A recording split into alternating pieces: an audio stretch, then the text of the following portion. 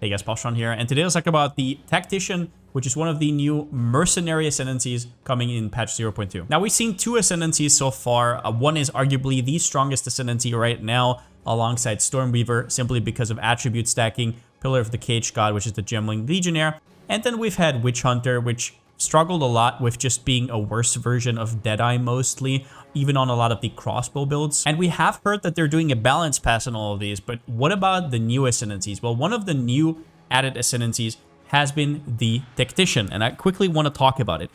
This is probably the least hyped ascendancies for a lot of people, but it has some pretty interesting implications. And it has a bunch of really interesting utility and defensive nodes and very little damage, but in general, in period 2, getting defenses is a lot harder than getting offenses. So if you have an ascendancy that gets defensive nodes that you can't really get anywhere else, pretty helpful. Now, working with the following two nodes, I'm going to assume that armor at least gets buffed a little bit. This might not be true. I don't think it's going to get like a crazy amount of buffs, but I think it will be adjusted a little bit, whether that's through a scavenged plating buff or whatever.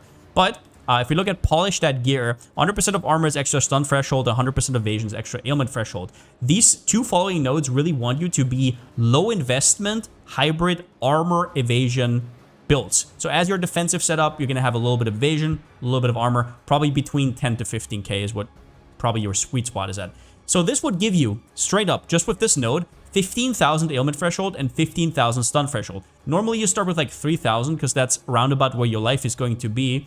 And chances are you have not been scaling any stun or ailment threshold at all. And chances are whenever you die, it's mostly to stuns. Ailments, however, are less of an issue right now. However, they have said they want to make ailments more frightening for next patch so that enemies start taking this. So with that in mind, this ailment threshold might literally, with this amount, might literally make you ailment immune. If you look at how much you get on the passive tree right now, this is truly a ridiculous amount. Natural immunity is being taken on some builds. It gives you 4 ailment threshold per dexterity, which is like nothing compared to it. On like 200 dexterity, it's like, that's like 800. We're comparing to like 15,000. Most of the good nodes are percentage based. For example, Unbreaking, right? Which would give you 30, which is very efficient. And that would multiply your whole 15,000. And while yes, this is defense that doesn't necessarily show up on your sheet, as you know, as a P1 player, ailment immunity, if they actually get it to a point where it's something dangerous, will have to be addressed. It will also free up your charm slot for something like anti-freeze, because freeze is already kind of an issue. So while I don't think this is like a broken node, I think this is very, very solid, especially leading up to the next node, Stay Light, Use Cover, which depends on a few things. I will take these in two, the armor part and the evasion part. The armor part has an upside that says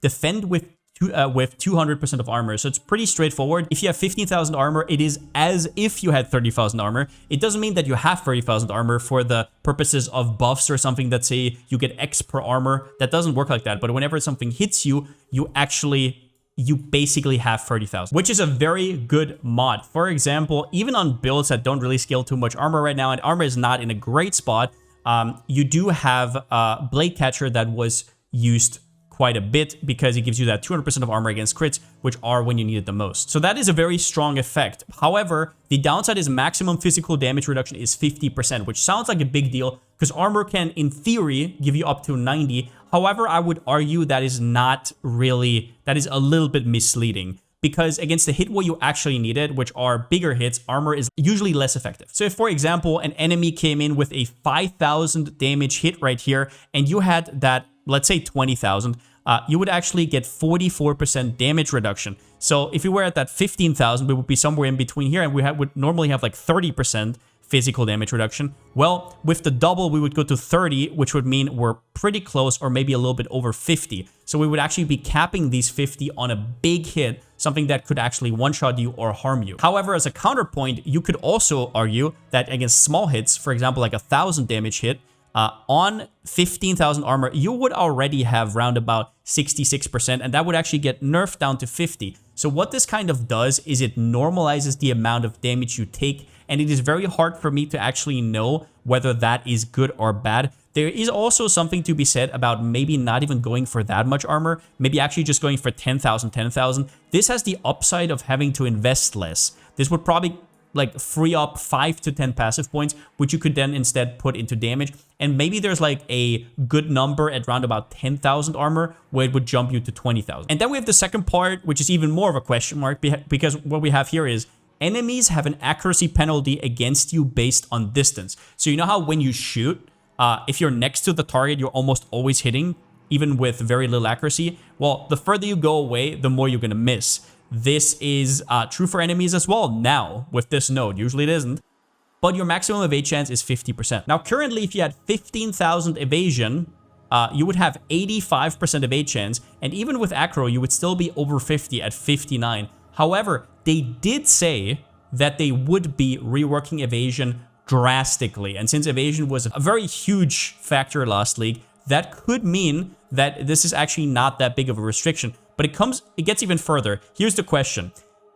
Does this line actually mean that if an enemy stands away from you, let's for example say this, right? An enemy stands away from you like a screen or something, and your maximum evade chance is 50%, does it still hit every second time, right? Like that is basically the question. Or is it that the maximum evade chance is basically just if something is nearby and then this gets scaled on top? Because if that's not the case, this would seem a little bit odd and a very weird downside, because this upside would basically do nothing. So this is something we'll have to see after the patch notes, after people actually try this out. This node, in my opinion, could go from meh to OP. Now then we have two pin nodes. The first one is projectile damage builds pin, which is actually quite hard to get right now. You can get it with a support that's kind of like wacky. You can get it on boots for physical damage. However, so for example, this is the support, right? It makes it so you can't build stun, but physical damage is pinning, and physical damage is very good at stun, so this is a trade-off, right? However, people still do this on some builds because pin is very strong. What pin does is it basically immobilizes enemies, and it does that just like freeze, but freeze makes it so they don't have any actions as well, right? So for example, if you pin a ranged enemy, it can still fire at you. And then the second node makes it so you actually freeze enemies with pin, right? Pinned enemies cannot perform actions. Now, I don't know what the difference to freeze is, but the only thing I can think of is pin is usually easier to build up. Now, it's not perfect in any way, shape, or form, but if you remember, for example, a warden in PoE 1, the freeze node, right, will all of a sudden make you realize how strong freeze can be and how easy it is to apply, right? For the purposes of Path of Exile 2, how strong is this? And that's a good question, because it's 4 Ascendancy points. It doesn't really give you defenses per se, but nothing around you, if you have like a good range, nothing around you will really exist. Build up is a lot easier than with freeze. You don't just need cold damage. You can do this on any projectile damage. So this might end up being also one of those nodes that doesn't look good in PoB, because you're not going to see it here, but it's just going to make it so enemies don't engage with you, right? Like they just don't engage with you at all. And the question is, how's the pace going to change if PoE 2? Is this actually going to be viable? But with how strong freeze was already, this could be a good contender. However, 4 Ascendancy points is quite an investment. One interesting synergy here would be, for example, Combat Frenzy. A lot of the new spear skills are related to pin, so generating a frenzy charge when you pin an enemy, that's basically going to happen always, which, to be fair, right, like you could already do with electrocute gloves and stuff like that, but we don't know what's going to happen to that. We don't know what's going to happen to freeze. So in general, just something to keep in mind. And also a cute thing is there is actually a 2-pointer here with build pin up that gives you 5% movement speed. Now then we have the left side, which is kind of like an aura theme. You have, first up, a small node that gives 8% increased spirit. Quite interesting, pretty damn good. And then persistent buffs have 50% less reservation.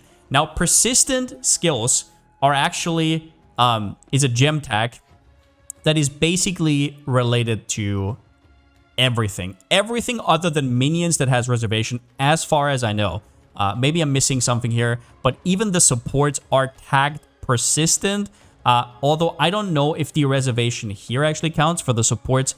Persistent buffs, I'm not 100% sure, because I don't know if this is technically... It does say it's a buff, so these actually probably all work. So the support gems, the heralds, everything. Even stuff like blasphemy, and this sounds like it could be very, very cozy. If you just get, for example, a body armor with like 50 spirit, you get an Emmy with 50 spirit. Yeah, maybe you don't even go overboard. Let's just say 200. You can basically put 400 spirit worth of stuff on there, which, I mean, if you can figure out what to do with that, there's quite a few things. We don't know what's going to happen to them, but in general, I think this node's like really, really strong. And yes, this still has minion implications, right? If you have, for example, a build that has a scepter and you want minions, but also other stuff, if that exists at all, then this is still going to be quite valuable, giving you a little bit of an edge and a little bit extra minions. We'll have to see, or maybe Spectre builds that only need a certain amount and then the rest is filled up with auras, whatever it is. But this small node is also quite strong.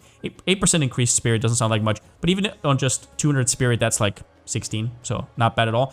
And then the second node kind of goes into two directions. The first one, I'm just going to straight up say, can place multiple banners. Right now, banners are absolute dog shit. War Banner is kind of okay, but the other ones are kind of like meh. So why would you cast multiples? They are terrible. I'm not even going to talk about them. And then we have Watch How I Do It. Allies in your presence gain added attack damage equal to 25 of your main hand's weapon damage. Now, when it comes to totems, this has a possibility of being good, but it would mean that you have to use a two-hander just to get flat, so your minions get that flat, which means you don't get a scepter, which is very, very awkward. But then technically, you could use it on ballistas or totems, but not really. So ballistas already have so much flat damage. You scale them with levels, right? And they already have a ton of flat damage. And even if you like buff crossbows, they're at most going to give you like 150 to 170 flat. So is that actually worth it? Not really. Maybe in a perfect world, sure, where you have like perfect prefixes and the +7, but I mean, yeah, we'll have to think about that. And even then, it's maybe like 30-ish% more damage. So in general, I'm not 100% sure what to use that with, but yeah. Now, then we just have two nodes left. The first one is Cannons Ready, which is the most dog shit node on this tree by a mile. Totems have 30% more skill speed. I want to note that this is not placement speed as well. Usually it is placement speed, but only your totems get that. So it doesn't affect you, right? So it's not more placement speed. It's just they fire 30% faster, they deal 30% more damage. However, the second line, totems only use skills when you fire an attack projectile. Which, if you know Focus Ballista, and you've ever played that on an actual Ballista build, this is dog shit. So the problem with this node is basically that if you are only a totem build, that is where that 30% more skill speed would shine, and then, well, you just destroyed your playstyle. Because why would you go Ballista if not for the playstyle, right? You're not dealing more damage than any archetype, so why would you make your build feel dog shit? Just play a normal skill at that point, right? Like, it is, like, disastrous skill. The only thing that this will do is it lets you pre-fire something against enemies, which could have implications, maybe with some of that. Right now, I'm not really sure what it is. Maybe some rain skill that you could time perfectly, maybe. But in general, this sounds like a very awkward skill. And where Focus Ballista in PoE1 is a support that you can just sub out, you're not just going to respec this every single time you want to clear, right? So it's problematic. And also, one of the upsides of Ballistas is that it deals damage while you're running around and you dodge and whatnot, right? Like while you're doing mechanics and your Ballistas still fire and still deal damage. You have no damage downtime. With this, all of that goes away. So this node is terrible. Even if I would play this on some sort of Ballista build, I wouldn't take this node. And the last one is on the right to me, Supporting Fire. Summon a hidden artillery squad trailing you that can fire volleys of arrows on command. I'll put the gameplay in the background, but as you will see, it looks a little bit lukewarm. So you press on the command. It has a possibly long cooldown, or I don't know if it is a cooldown. It doesn't look like a cooldown. It more looks like it's just firing, and once it's done, maybe you can press it again. Not 100% sure, not a minion expert, but that's how it looks like. It scales with your strength and with your dexterity. Strength gives you increased damage, and then accuracy rating from dexterity. Okay, so I don't really know how you're going to scale this. Now, obviously, you could use this whole package for a minion build, but assuming that you're kind of like in a hybrid situation and you have Watch How You Do It, which insinuates that you probably have a hybrid thing, this would buff your Supporting Fire, right? But at the same time, like, this doesn't have any scaling, right? Like, other than strength, are you going to take minion nodes that don't affect you? Is there going to be a way where you can actually have it so, like in PoE1, for example, we can have minion damage affects you as well, and you can kind of play like hybrid? I don't really know. They really like to put these weird one-off minion nodes into different ascendancies, and when it's, I don't know, when it's utility, right? Like, it makes sense. For example, Hellhound on Infernalist, that completely makes sense to me because it makes it so 20% of hit damage taken is taken from the Hound. It has a purpose. But if you're talking about a damage dealer that has very different scaling from how you scale on your main skill, it's awkward, and I don't really know what to do with it. Maybe slap a call on, maybe slap a blind on. Is that worth an Ascendancy? I'm not really sure. Although I will say that we haven't seen this tab right here, at least as far as I know. So maybe the skill itself will reveal some kind of utility. Overall, though, I just wanted to talk about this Ascendancy a little bit more seriously because most people have kind of said it's garbage, which I don't really agree with. I think there's a lot of interesting stuff here, and maybe we can clear this up after we see the patch notes. We see what happened to Armour, and we see what happened to maybe ballistas. Like, they might have, for all I know, reworked ballistas, and now they scale off of your weapon damage already, and this just adds on top of it. We don't know, right? So, we'll have to see. Overall, pretty stoked. Probably gonna make videos about the other Ascendancies as well once I have a little bit more, put a little bit more thought into it. But yeah, since I still don't have a slogan, see you next time.